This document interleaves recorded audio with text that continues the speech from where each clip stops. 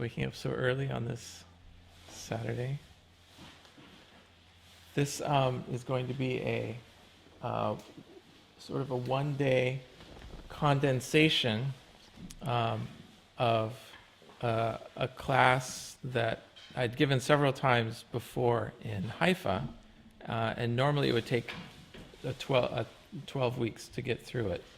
And so this is trying to compress sort of 12 hours into 4 hours, so not maybe entirely impossible, but if we break it out into two-hour sessions, which actually neatly follows the book itself, because the Kitab Yigan is broken into two parts, then I think we can at least touch on the main themes and get a sense, hopefully, of the overall structure and content of the book, and also be able to hopefully have time to even read a few of the key paragraphs and statements.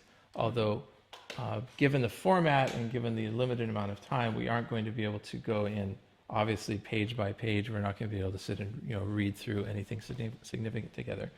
But the purpose is to introduce this work of Baha'u'llah's, and hopefully to come away with a sense of what's going on in this book. Perhaps a good place to start is with just a few notes on what is its position in the writings of Baha'u'llah. Its position is fairly central. In reading Kitab Yigan, we're really close to the ground zero of Baha'u'llah's revelation. Of course, the primary book that Baha'u'llah wrote, the centerpiece, is his book of laws, the Kitab-i Aqdas. But according to Shoghi Effendi, Baha'u'llah's great-grandson, the second most important book is the Kitab-i Yigan, and it's Baha'u'llah's foremost doctrinal work. So we expect to find in this book some essence of this new doctrine that Baha'u'llah brings. But in a sense, it's not new, because Baha'u'llah in the Kitab-i Aqdas has stated that this faith that he brings, he said it's the changeless faith of God, eternal in the past, eternal in the future. So what he's bringing, according to his own claim, is a re-expression of truths that were already expressed in the past. And he reinforces this in the opening words of the hidden words, where he says, "This is that which descended from the realm on high, and was uttered to the prophets of old, and we have clothed in the garment of brevity as a token of grace unto the righteous." He opens the hidden words, another major work of his, with the statement that this is basically a restatement of essential truths that were already said. So in one sense, what Baha'u'llah is saying in the Kitab Yigan has already been said before. He's re-expressing some timeless truths. But in another sense, he wouldn't have written the book if he didn't have something new to say. There are so many books in the world, why add one more book? Already a couple of hundred BC, in the book of Ecclesiastes in the Bible, you have a statement such as, of the writing of books there is no end, and much reading is weariness to the body. So if that was the case, over 2,000 years ago, then, after 2,000 years of people writing books, why add one more book? And so one thing I hope we can do today is come away with a sense not just of how what Baha'u'llah said is a continuation and a re-expression of certain timeless truths, but also what has he said in this book which is new. And I hope we can focus on that. What is new here? What hasn't been said before? And beyond that, what in this book is actually revolutionary? Because Baha'u'llah hasn't come simply to bring one more religion to stand alongside the existing religions, but he's recast this very conception of religion as the principal force impelling the development of consciousness. And the first notes of this spiritual revolution are sounded in the Kitab-i-Yagan. Indeed, in the very first sentences of the Kitab-i-Yagan, as we'll see shortly. So maybe a good place to start is with some of the statements that Shoghi Effendi said about the importance of the Kitab-i-Yagan. It's very often the case in trying to orient ourselves to the works of Baha'u'llah that a very good place to start is to ask, well, what does Shoghi Effendi say about this work? Because Shoghi Effendi, as the authorized interpreter of Baha'u'llah's teachings, also has given us a sense of the overall arc of Baha'u'llah's revelation. He's pictured for us the Baha'u'llah's ministry, which spanned around 40 years, and he's broken it up into three main periods. The first period, when Baha'u'llah was living in Baghdad as an exile, he refers to as the morning of the revelation. The second period, after Baha'u'llah was exiled to what is today Istanbul and Edirne, was the noontime period, where the sun shone at its brightest. And this period of Baha'u'llah's exile in Adrianople and Constantinople, as they were known then, also corresponds to the time when Baha'u'llah began to address himself openly, proclaimed himself openly to the kings and rulers of the earth. This was followed by the third period of Baha'u'llah's last exile, or exiles, to Akka, first to the prison city of Akka, and then finally to Baji outside of Akka, is the afternoon and evening period of Baha'u'llah's revelation, when the book of his laws, the Kitab-i-Aqdas, and the further elucidation of these laws and principles was made. So the morning period of the revelation, the Baghdad period, is the period where we have the Kitab-i-Yagan. And it's essential to frame how we approach the Kitab-i-Yagan and how we read and understand the Kitab-i-Yagan to understand what was going on during this period. Just a small amount of the historical context is necessary, I think, to understand what Baha'u'llah was doing. And I think the most important thing to know is that during this whole period that Baha'u'llah was living in Baghdad, a 10-year period from around early 1850s, 1851, 52, 12-year period, to 1863, during this entire period, Baha'u'llah had not yet proclaimed his mission. He was still operating nominally as the de facto spiritual center of the remnants of the Babi community, which had been scattered and dispersed through the persecutions following the Bab's martyrdom in 1850. And although the nominal head was Baha'u'llah's half-brother, Mirza Yahya, the actual sort of spiritual center was coalescing more and more around Baha'u'llah during these years. And although Baha'u'llah had not yet proclaimed his mission openly, his prophetic mission, he nevertheless describes in later tablets how he had received this first intimation of what he was charged to proclaim to the world. He had received the first intimation of it while he was still in prison in Tehran, in the Siyah Chal, the Black Pit, in 1851, I believe was the year. It's 1851 or 1852. I think 1851. So we're faced then with a period of time, this 10-year period during this morning period of Baha'u'llah's revelation, an entire 10-year stretch where Baha'u'llah is writing a great deal, corresponding with a number of people, but not in the context of Baha'u'llah's proclaiming a mission, more in the context of Baha'u'llah's proclaiming certain spiritual principles, Baha'u'llah's speaking as a nominal follower of the Bab, but more and more alluding to events which were to come, namely his own proclamation, which took place in 1863.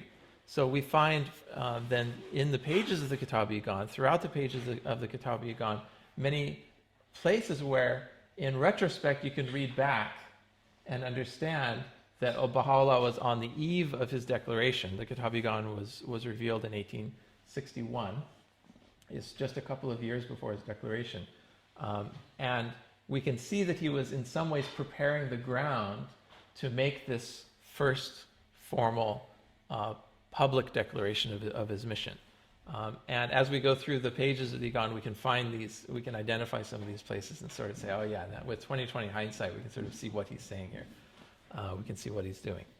So that's one important sort of bit of context to keep in mind as you're reading the Igan, is that Baha'u'llah had not yet declared who he was. So the readers of the Kitab Igan, those to whom the Kitab Igan was addressed, would not have read this as a work of divine revelation, first and foremost. They would have read it as a religious, apologetic work defending and upholding the revelation of the Bab. Why do you say apologetic? Apologetic, not in the sense of apologizing. Apologetic in the sense of a work of defense. I mean, it's a category of theological works in which you take a certain point and you defend it. So this is a defense of the work of technically an apologetic, but a defense of the revelation of the Bab and a proof of the revelation of the Bab. So that's the second sort of major point of context, is what gave rise to the writing of this book. Fortunately, this is one point on which we have the original historical records that give us the full context. We know that the Kitab Igan was written to an uncle of the Bab's who was not yet convinced of the truth of the Bab's revelation. And this uncle of the Bab wrote to Baha'u'llah a number of questions which he didn't think were answered by the writings of the Bab or by the person of the Bab. And the Kitab Igan was written in answer to these questions. We are told in the space of 2 days and 2 nights. It happened sort of all at once. And the reply fully convinced this uncle of the Bab, and he became a follower following that. So we're fortunate to have the original documents, in that we have the actual, not necessarily in the archives in Haifa, but somewhere the original questions of the Bab exist. And I have this here.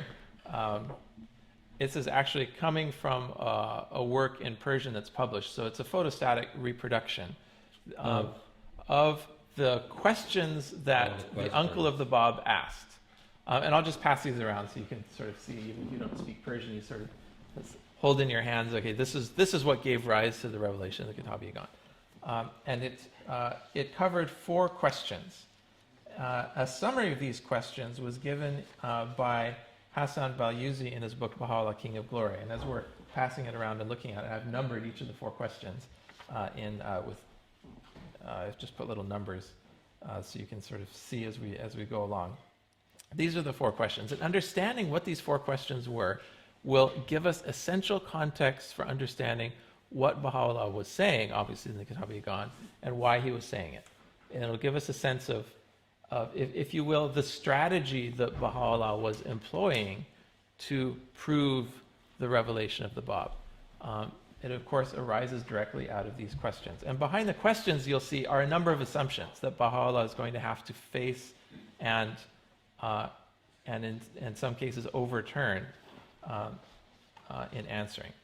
So question number 1, the day of resurrection, is there to be a corporeal or bodily resurrection? The world is replete with injustice. How are the just to be requited and the unjust punished? Sort of 2 questions, but it goes under question number 1. Question number 2, the 12th Imam was born at a certain time and lives on. There are traditions all supporting the belief. How can this be explained? So the 12th Imam being the 12th successor to Muhammad, according to the Shiite Muslims. And there's actually quite a bit of controversy surrounding the 12th Imam, whether the 12th Imam actually existed, whether he died as a child, but whose whereabouts were unknown, or whether somehow he went on living, but in a form of occultation and a form of hiding, and whether he continued to communicate with the body of his followers through a series of gates. 4 successive gates were said to speak through this hidden imam. But there's controversy surrounding whether this individual actually existed. But that was question number 2. Question number 3 is regarding interpretation of the holy texts. This cause does not seem to conform with beliefs held throughout the years. One cannot ignore the literal meaning of holy texts in Scripture. How can this be explained? And question number 4. Certain events, according to the traditions that have come down from the Imams, must occur at the advent of the Qa'im, the promised one of Islam. Some of these are mentioned, but none of these have happened. How can this be explained?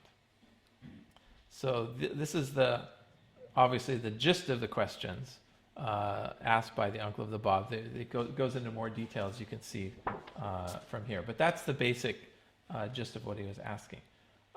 Concerning specific prophecies of Islam, and in particular concerning particular literal interpretations of these prophecies, and he's saying the Bab doesn't seem to fulfill these literal interpretations. So can you explain this to me?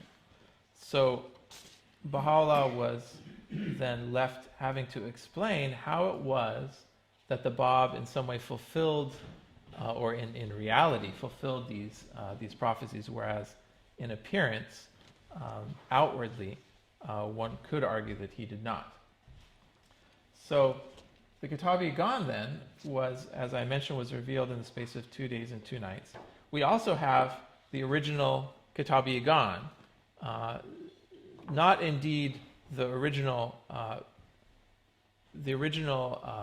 notes that would have had to have been taken. If it was revealed in the space of 2 days and 2 nights, it couldn't have been written in such nice handwriting.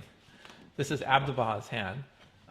This is the actual Kitab-i-Gan that was presented to the uncle of the Bab, we understand. So if it was revealed in the space of 2 days and 2 nights, it must have taken somewhat longer to copy it out in such nice calligraphy. But this is the original Kitab-i-Gan. And we know this, it's in the hand of Abdu'l-Baha, and it actually is signed at the very end in Baha'u'llah's own hand. So the very last line of the Kitab-i-Gan, where it says for the Arabic speakers among us, al-manzul min al-ba wal-ha, or revealed by the B and the H, or by Baha'u'llah. Wassalam ala man sam'a naghbat al-barqa fi sadrat al-muntaha fa subhana rabbana al-a'la. And peace be upon he who hath given ear to the melody of the dove in the tree beyond which there is no passing, and glorified be our Lord the Most High. You'll see this translated in the last. That was a rough translation. You'll see it in the last page of the Kitab-i-Gan. So we have historically both the document that triggered the writing of the Kitab-i-Gan, as well as the original document that was sent to the recipient. With actually, it doesn't show on this in this photocopy, but there's a page of this document where Baha'u'llah had added in the margin, an extra verse. And that extra verse, I can't remember what the extra verse is, but there's a sort of an interesting story behind that, because this text, this original Kitab-i-Gan, was not always in the possession of the Center of the Faith. It was sometime in, I think, the 40s that it was sent to Shoghi Effendi in Haifa, and some pilgrims were meeting with him at the time. Some of the Western pilgrims were meeting with him at the time when the Kitab-i-Gan was basically brought into the room and presented to him. And it was carefully sort of unwrapped, and in the presence of all the pilgrims, Shoghi Effendi was leafing through this precious manuscript, and he came to this place in the margin where Baha'u'llah had added this extra verse. And Shoghi Effendi mentioned to the pilgrims who were there at the time that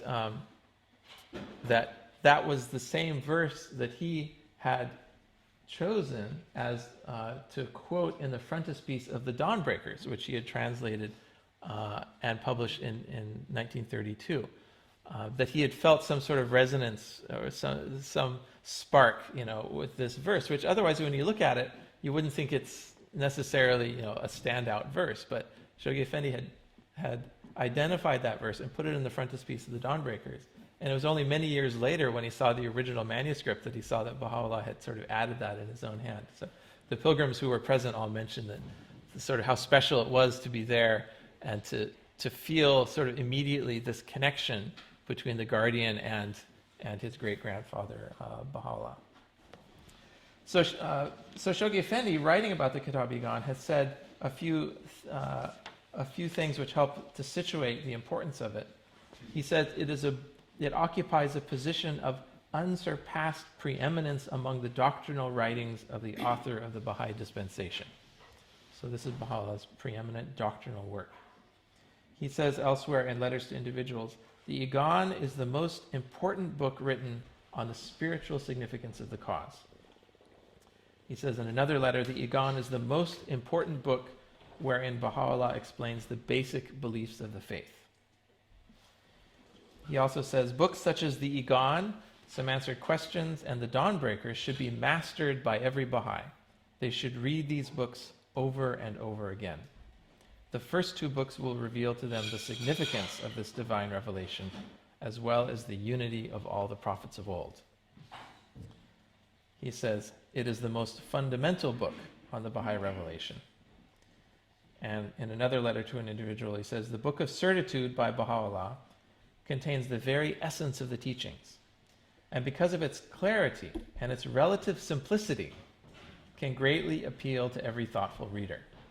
The Igan deepens the knowledge of the reader by acquainting him with some of the basic theological problems of the faith.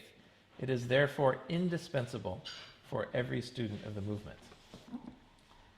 So hopefully we're going to make good on that claim of the Guardian that the Igan has a certain relative simplicity and clarity. And I think it does, and I hope to show that to you in the course of the day.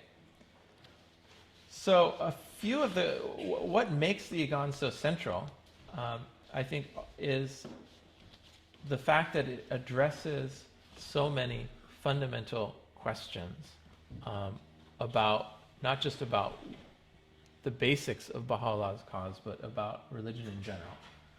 It asks, for example, it answers questions such as this: why are there prophets in the first place? Why are they rejected whenever they appear? Why do they speak a language that's so difficult to understand? Why does God test his creatures? By what standard must a prophetic claim be judged? And what are the foundations of true belief? These are all basic questions about why religion exists, what its purpose is, and all of these questions are addressed in the Kitab-i-Igan. So, I suppose. Can I ask a question? Yes, please. Before you go away from that. Yes. But when you're saying why are there prophets, the other thing to me Yes. was why did the prophets appear to be? We say that their word is the word of God, is infallible, but the prophets themselves seem like they're not infallible. Or sometimes they claim to be sort of no more than a servant. Yeah. Sometimes they say they're coarse as clay and I'm a man just like you. And at other times they say, I am God. So their own declarations run the entire spectrum between complete humility, servitude, nothingness, and on the other hand, claims to be the Godhead. And I think that's also one of the questions, which is also answered in the Kitab-i-Igan, the question of what is the station of the prophet? Who are they really? And within that context of who are they, I think we can understand how it is that their statements can vary so much, from one end to the other. I'm sorry. The people say my prophet is better than your prophet. Yes. Because of this, that, and the other thing. Yes. And there's plenty of ammunition for anybody to do that. That's right, and that issue is also addressed in the Kitab Yagan. The fact that on one level they seem to be different, you can weigh them, you can judge, you can almost sort of judge them. But if you're judging them by their differences, then you're not judging them in their essence, but you're judging them according to the fact that these revelations came at different times to different peoples, satisfying different needs, and so naturally they have different features which were at the time in which and place in which they were revealed were sufficient to the needs of the time. And so one can sort of, in that sense, it's almost like, from one perspective, comparing apples and oranges. If you're saying, well, this one is better than that one, because look, it's so much more advanced on this issue. This one treats women so much better than that one. This one has such a more subtle idea about God than that one.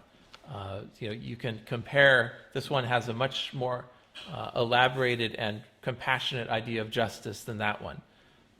And if you were to do that and compare them in the light of today and what the needs of today are, then of course you'll come to those conclusions. But one of the points made in the Yagan and elaborated elsewhere in Baha'u'llah's tablets, and what Baha'is consider to be one of the fundamental teachings of our faith, is that of progressive revelation, that there are going to be differences naturally owing to the exigencies of time and place, and that these differences are what give rise to this false sense that one is intrinsically superior to the other. But this idea of the intrinsic unity of the prophets and of their faiths is one of the central themes of the Kitab Yagan. So coming back then, so maybe I could pause here and take if there are any questions. And I want to encourage, as Bill has, to jump in at any point with questions. Sorry, this is the writing of Abdullah. That's the hand of Abdul Baha, yes, except for the last part, which is in the hand of Baha'u'llah. Yeah. You mean This part? Al-Manzul min Baha'u'llah, yeah. That's here? Yeah. That is Baha'u'llah. That's Baha'u'llah's hand. Yes. The whole thing. Yes. And you can tell it was before he was poisoned. We're often used to seeing tablets of Baha'u'llah, if you're used to looking at the originals. Most of the originals that survive have this very shaky hand to it because Baha'u'llah's poisoned in Adrianople, but this was Baghdad period, so his hand was... That's what I was just saying. Yes, yeah. Okay. I'm sorry. Yes, please. Sorry. The thing that I hear all the time that I was hoping that it would maybe be part of this, the critics of the Baha'is, they don't really have specific things to criticize, so they go for general things like, well, those Baha'is, they want to take all these different religions that are obviously incompatible and mush them all together into a big lump and make one new religion that'll satisfy everybody. Yes. And they're very good at saying that in a way that is such a slam. Yes. Even though we say, yeah, that's right, but Well, is that right, though? I mean, yeah, entirely. that's right, isn't it? I mean, are they being mushed together and we're taking bits and pieces from this and that? That's one way to look at it. And if you want to look at it that way, then you could easily criticize it, because you could say, well, why not just take some pure, why sort of mix and match? It's like shopping for, I don't know. It's not a shopping trip where you go down the aisle and you pick out the stuff that you want and leave aside the stuff that you don't want. Right. And you can sort of turn it into that sort of argument if you believe that that's all it is. But if instead you believe that there is something that changes and at the same time there's something that stays the same. In other words, there's two parts to each revelation. There's an unchanging core, which is actually somewhat difficult. Well, it's maybe deceptively simple to state, but harder to actually pinpoint. But there is an unchanging core to all the religions. It has something to do with love. It has something to do with the relationship of the human soul to the divine, however it's been conceived throughout the centuries. And there's something unchanging about that relationship. And there's something unchanging about what it's said about how we should relate to others. But beyond that, just about everything else can change. Conceptions of God, which you might think of as the most fundamental, also, are among those things which have changed and evolved over the years. And it's not that we're taking bits and pieces of the laws of previous religions or theologies of previous religions and just sort of pushing them together. But as Baha'u'llah states, it's a re-expression of certain timeless principles, and in addition to that, additional principles which are by their nature not timeless. They are relevant for the needs of today. They won't be relevant to the needs of tomorrow, and they wouldn't have been possible to talk about yesterday. Yes? I want to just bring you one point, maybe relating to the progressive revelation, Yes. that if they ask what is the difference between this religion or that religion, all the religions in the past, they were prophesied somebody is coming. Yes. So when it comes to the Baha'i faith, the progressive revelation is actually concluded and completed. So that is the main difference between the Baha'i faith, and then we are not saying it, the other one is going to come and then they're going to do this and that, and we never even imagine, and we love to be in that day or something like that. Because in the past they were mentioning that, we want to be in that day. So I want to know whether this is the point, the actually core of the differential between the Baha'i faith and the other religion? I think that's true, and maybe if anyone else wants to jump in, feel free. But I think that's true in part. Yes, Prasha. One of the discussions that I have with my friends, I always explain Baha'u'llah as a professor that's teaching calculus. The professor that teaches calculus does not negate the people that taught algebra, does not negate the truth of algebra, does not negate the truth of trigonometry, geometry, or rudimentary mathematics. So yes, Baha'u'llah is bringing, as a professor of calculus, yes, you need to be able to add 1 plus 1, 2 plus 2, multiplication, and then get into algebra, and then trig, and then here comes calculus. So yes, I think Baha'u'llah does bring the essence, the ever-standing essence of reality from every religion towards, and brings in the new ideas and new methodologies. I think it's also important to note that if Baha'u'llah brings all these things together himself and makes a new religion, that deserves some criticism. But if it's God bringing all these things together and picking out the ones that came out right, that's a whole lot. Yeah, that's true. Yeah, that's true. But going back to Farshad's point, though, and to your point, it's true in the sense that the religions of the past have all anticipated some great event, calculus. But beyond calculus, there's stuff beyond calculus. There's differential equations and all sorts of other courses beyond calculus. Calculus is sort of for people who have taken math, it's a great example because calculus is sort of it's an event. When you hit calculus, you've sort of pulled together all sorts of pieces of your mathematics background, and it comes together in this very beautiful, very powerful set of concepts that for many people is the end point of their study of mathematics. But there's a whole bunch of more complicated mathematics that goes beyond that. Maybe that's a good example for even Baha'u'llah's own claim. It's not that he's not claiming to be the final revelation. No. Even though messengers of the past have all anticipated something to come. And even though Baha'u'llah says this revelation is that anticipated event. And the way it's phrased in the Baha'i writings and what we're familiar with is the imagery, is the metaphor of maturity. That mankind has gone through successive stages in what we might call the childhood of the race. And that this period that we're passing through now is a period of adolescence, heralding the advent of maturity. And the revelation of the Bab and of Baha'u'llah, these twin revelations, mark this. We're still in our adolescence, obviously, if you look at what's happening in the world, but this is sort of that event, which is in the history of a human life, might be you might say that is the signal event when you reach maturity. But the Adam cycle is finished. But That's it keeps going. The Adamic cycle is finished. There's a Exactly. cycle of prophecy, a cycle of revelation, Yeah. which is finished. Yeah. But a new cycle has begun. And so Baha'u'llah himself has said, he even has said, my fears are not for myself, but for him who will come after me.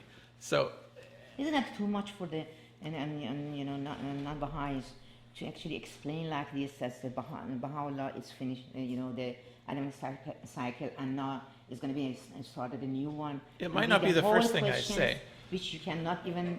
Yeah. I mean, it's sort of a detailed point that, for people, at some point, it's a useful frame of reference to talk about that there was, cycles of prophecy and fulfillment and so forth, and that somehow with this revelation, it's inaugurating a new era with different time scales, with different, Baha'u'llah had stated at the end of his Kitabi Akdas that anyone who lays claim to a revelation from God ere the expiration of 1,000 years, he says, know that such a man is a lying impostor and you should assuredly reject him. He's giving a minimum amount of time, but he doesn't say that it's in 1,000 years is the next. People have asked Abdu'l Baha, this is probably Pilgrim's Notes, but he's suggested that it may be many thousands of years before the next prophet. We don't know. Nobody knows. But it isn't necessarily these sort of clean, millennium-long steps. It wasn't even that way in the past. Roughly a millennium, in between. But it isn't necessarily going to be that way into the future. I think the basic point that I would say if I was talking to someone is that this is a time of fulfillment. This is an important moment, a watershed moment in human society on the planet, and in that sense, the Baha'i faith is special, but not because it's final. I mean, because that has to be in there too. That there, just as our argument that divine revelation, as Baha'u'llah argues in the Igan, as we'll get to try to argue that all divine revelation is finished, that the hand of God is chained up, as Baha'u'llah says, is, if it wasn't true for the Igan, why would it be true? Why would Baha'u'llah be the very last messenger? If the whole argument is that divine revelation is suited to the needs of the age, then the only way this could be the final revelation is if society is no longer going to progress anymore from this point forward. But then Baha'u'llah finished this cycle. He finished a cycle, yes, but it's not the end of time. Exactly. Time continues. Revelation continues. Under what form, we don't know. There's actually an amazing tablet of Baha'u'llah, which has not yet been translated into English, where he talks about the revelation to come in a degree of detail which I found astonishing. And I can only, at some risk of misconstruing it, give you a sort of a paraphrase of what he says. But basically he said, and this is in a book for the Persians called Ma'ideh Asamani. I think it's in volume 7 of Ma'ideh Asamani, but come back to me and I'll give you the exact reference. But he basically says that's in that day that is to come, he said up until this point all divine revelation has come in the form of verses, words, written in a book. He says, but in that time, he says, everyone is going to be speaking verses, and so the divine revelation will come in another form. Doesn't say what it is, but he said it's going to be something other than verses will be chosen as the proof of the revelation to come. What is it? Is it going to be music? Is it going to be art? Is it going to be... we can't even imagine, I suppose. Maybe there's other ways of expressing ideas beyond words. I mean, how many times did Baha'u'llah say or lament the inability of words to convey what he wanted to say? It's how the garment of words, how vast the number of truths which the garment of words cannot contain.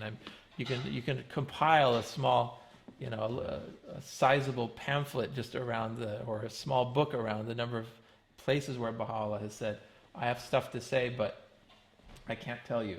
Well, there's a lot of things that my Christian friends use for proof that besides verses, that put them ahead of verses, really. Mm-hmm. And it's kind of surprising. They'd say, well, did Baha'u'llah rise from the grave? Did Baha'u'llah heal us? Did you? I said, look, if you want to know where the proof is, it's in the writings. That's what he said, This other stuff's whatever, it's okay Yeah. for Christ, I guess, but Baha'u'llah Yeah. said the proof's in the writings. Yeah. So that's something new to them, apparently. Yeah. Well, for now, the proof is in the verses, and so let's get to the verses. And I think to try again to come back to the Guardian statement that the Igan is relatively simple and clear, and to try to put some substance on that claim, because reading through it the first time or the second time or the third time, it may not seem all that clear, because it seems to jump from topic to topic, and the topics for us in the West are by and large not that familiar to us, although there's a familiar, part one is familiar to us because Baha'u'llah is interpreting, of all things, the Bible, but there's also quite a bit of reference to passages in the Quran, references to Hadith and so forth, so a lot of it is foreign sounding to us. A lot of the interpretation he gives, the symbolic terms and so forth, are from the Quran, and may seem foreign to us, which doesn't help when it comes to trying to see the overall simplicity of the argument. But that simplicity is there, and let me just split it into two and sort of pass it around. And I'm going to try to show you how simple it is.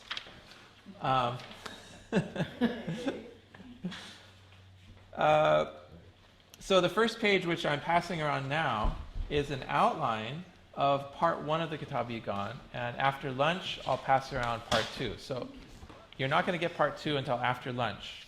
So this is a bit of an incentive to stay on after lunch for anyone who's thinking of sneaking out after.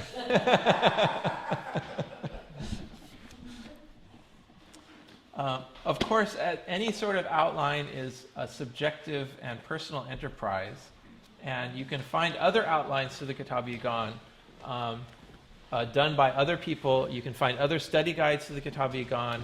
I can recommend one by Hooper Dunbar, a former member of the Universal House of Justice. He published his own study guide to the Kitab-i-Igan several years ago by George Ronald, and probably a lot of you are familiar with that. And I think that even contains its own outline, which in many ways follows this, but this outline is... What is the name of this book for Dunbar? I think it's called A Companion to the Study of the Kitab-i-Igan. Our librarian should know. What is it?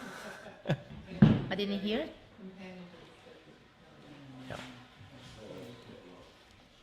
Yeah. All right. So we'll start with part one this morning, and we'll move on to part one in the afternoon. Part two in the afternoon. Part two is the more complicated and lengthier of the two parts, which works out nicely because part of the morning was just introductory and setting the context and so forth. Part one is shorter and structurally quite a bit simpler, and I think we'll find the basic idea, even if we aren't getting into it paragraph by paragraph, I think we'll find the basic idea can be fairly simply stated and fairly simply understood. Before we do that, though, let's go to the first couple of paragraphs.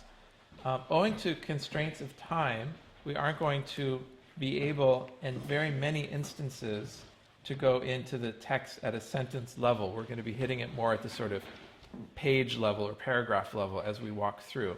But there are a few paragraphs and a few sentences which we do want to focus on. And among these are the first two paragraphs, because they sound what, in my opinion, is the first note, or we might say the first trumpet blast of this great spiritual revolution to come. And I use the word revolution because it seems to me that what Baha'u'llah is stating here in these first two paragraphs truly is a revolution. And let's read it and talk about why that may be the case. Could someone volunteer to read these first two paragraphs? It's the small type with the no man shall attain and then the essence of these words.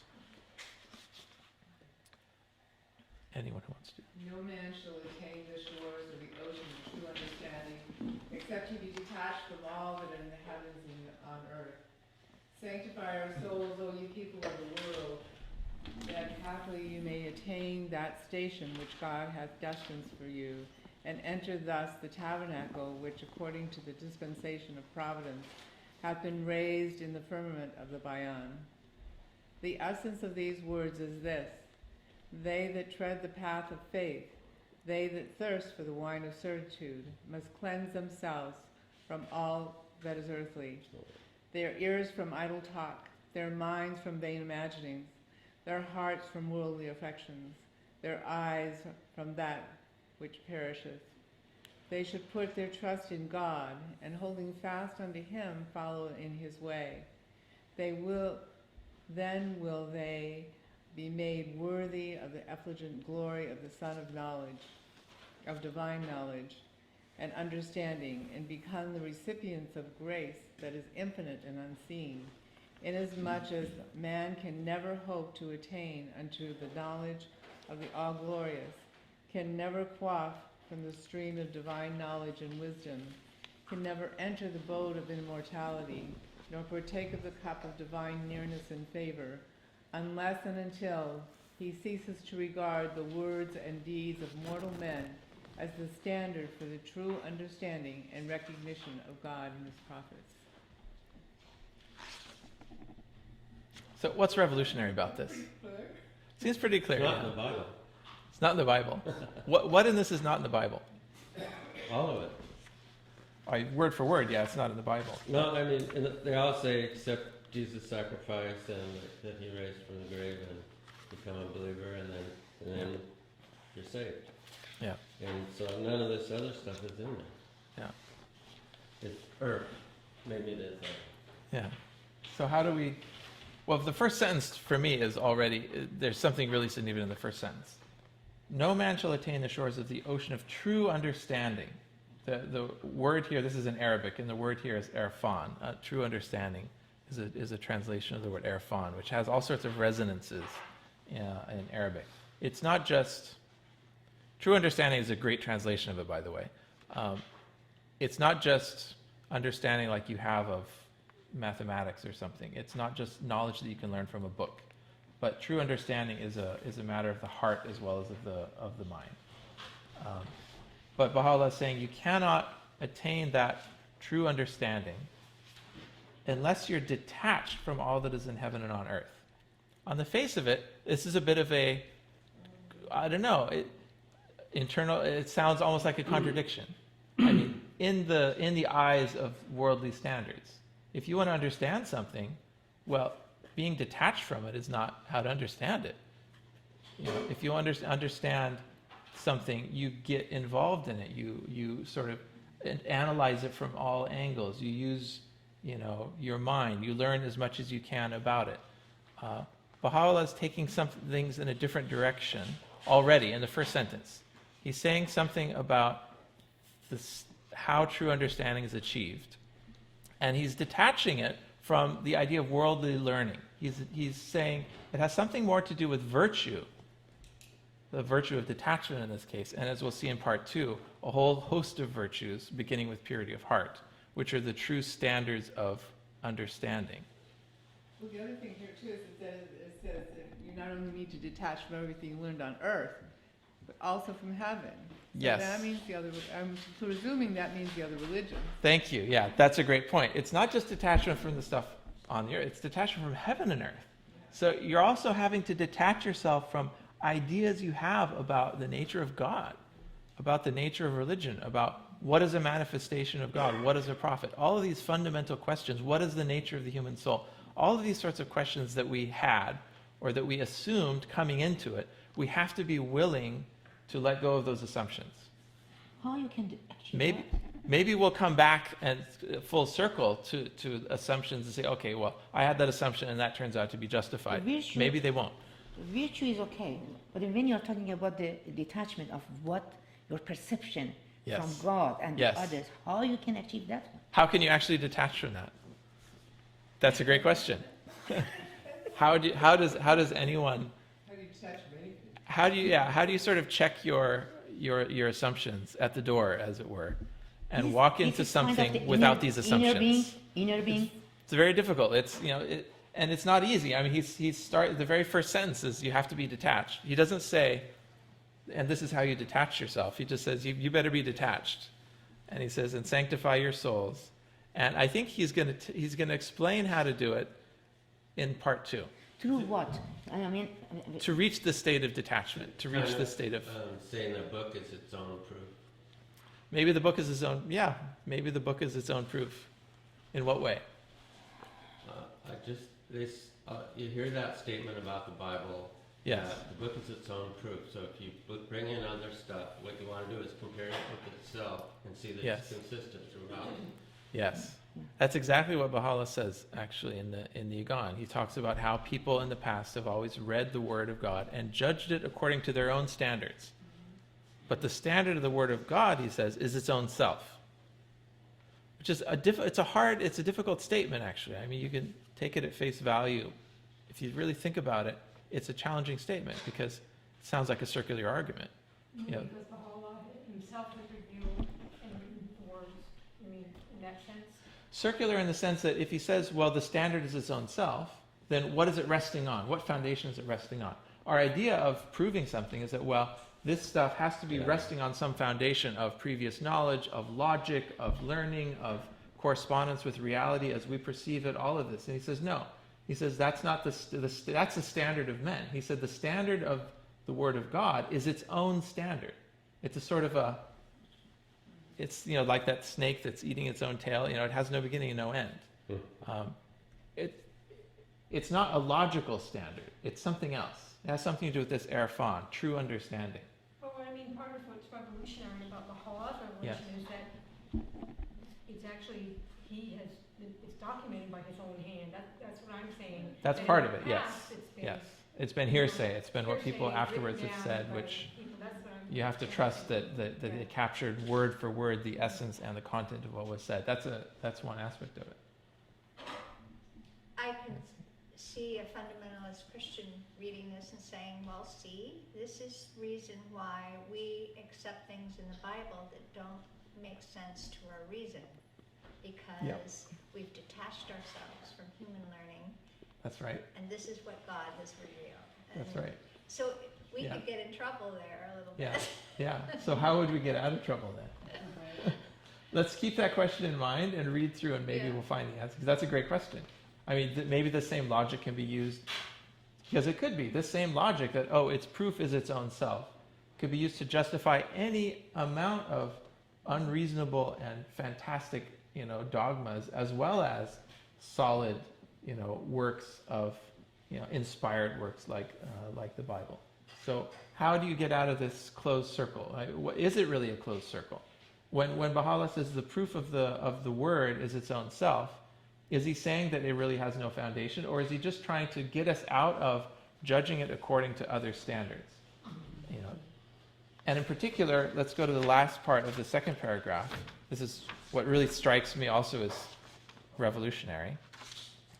He says it in a long way. He basically says that you're not going to reach this reality, paraphrase, unless and until he ceases to regard the words and deeds of mortal men as a standard for the true understanding and recognition of God and his prophets. It's also a very challenging statement, because we're used to looking to authority. We're used to looking to the priest, the rabbi, the mullah, to tell us this is what it means. Baha'u'llah is saying you cannot judge the truth of a claim by what anyone else says. So in one sentence, Baha'u'llah sweeps away the entire foundation, the whole edifice of the clergy.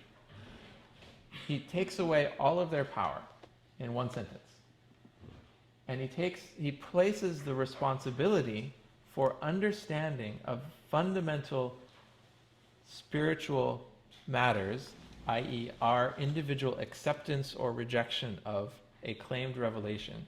So that is entirely our individual responsibility. And we cannot hand this responsibility over to anyone else. You know what I want to say? I found my answer. Mhm. When I said how we can actually, detach from the other things, even the other part of the perception we have. That through irfan, the true Yes. understanding, Yes. to study the Word of God truly with a pure heart, then in that moment whatever power is, help us to connect to those words and the other world which is beyond us. But unless we don't put ourselves in that moment, in that connection, which is truly understand those words, that moment we get that, connection. That is my understanding. Irfan is like that. As much as you go and actually drown yourself in those words, then you get, that kind of the connection. And then it's a true understanding. Maybe there's a simple way to put exactly this point in terms of music.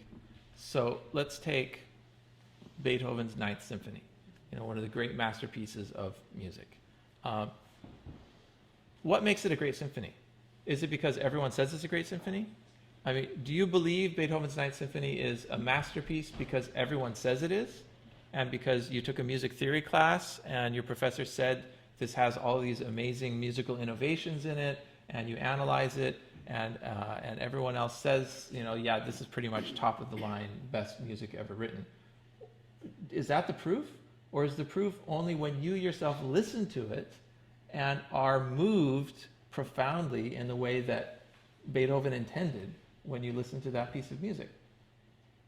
The proof of Beethoven's Ninth Symphony is its own self.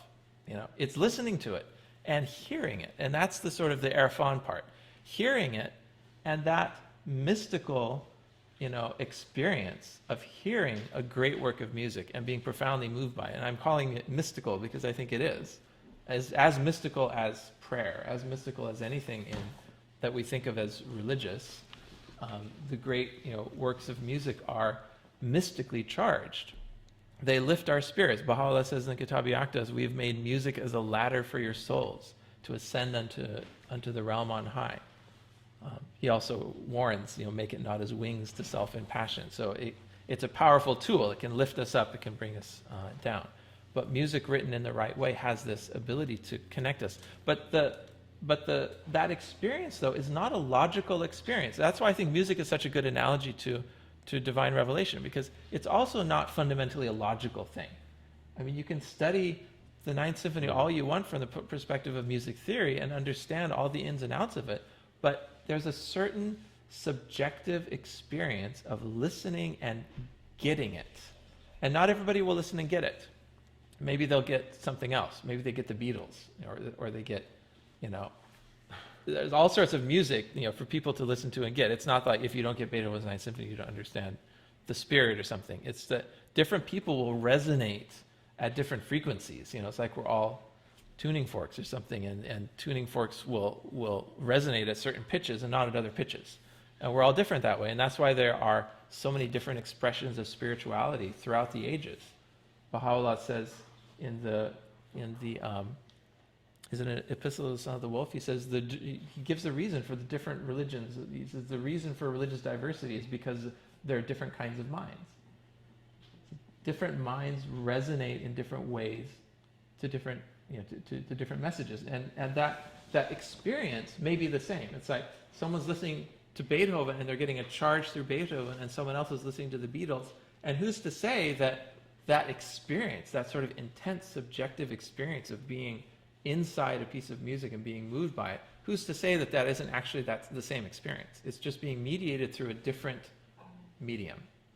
And perhaps it's the same with these different words, different revelations, different ways of expressing the reality of the divine throughout history have appealed to different kinds of mindsets, different kinds of spirits. And maybe that can help us sort of understand, well, I don't really get Buddhism, but, I really get, Christianity more than I get Buddhism. But you can understand, well, in principle, you understand that there must be something there that people are resonating with that's also bringing them closer to that unknowable essence, which in Buddhism actually isn't even named. In Buddhism, there isn't even a monotheistic conception that there's a God who created the world and sustains it and sends prophets and answers prayers and so forth. Buddhism somehow manages to do it without even this idea of a creator God. But somehow could the doctrines and practice of living life purely, in a Buddhist context, bring you into that same degree of resonance with the unseen essence, which cannot even be named or addressed, but can only be experienced through these very personal and subjective ways? Could it bring people into resonance with the ultimate reality of things in a similar way that Christianity does? I mean, if we say no, then, well, what happens to the unity of religion? That true understanding Yeah. is Irfan, Yes. that is a mystic connection. It's a mystical thing. Yeah. My brother and some other people I know, Buddhism is like, they sort of like philosophy, and they like the philosophy, and it's a good way to keep away from religion, and it's a good way to tell people, I'm Buddhist, so leave me alone. Yes. Yeah. And- People use it in that way. People misuse it in that way.